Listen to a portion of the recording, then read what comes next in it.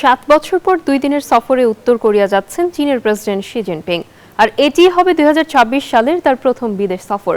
এই সফরকে শুধু বন্ধুত্বপূর্ণ ভিজিট নয়, বরং বড় কৌশলগত বার্তা হিসেবে দেখছেন বিশ্লেষকরা।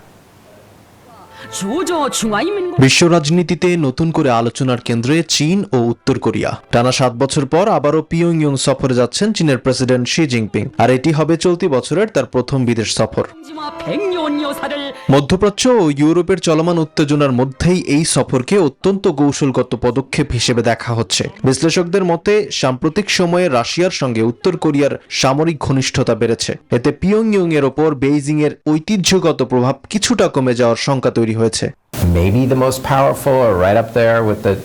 এই পরিস্থিতিতে শি জিনপিং এর সফরের মূল লক্ষ্য উত্তর কোরিয়াকে আবারও চীনের কূটনৈতিক বলয়ের মধ্যে রাখা এবং আঞ্চলিক ভারসাম্যে নিজেদের অবস্থান আরো শক্ত করা।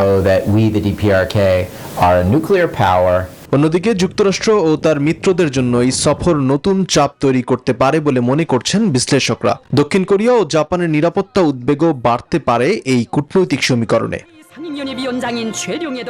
আসিফ সামাদ, নিউজ 24।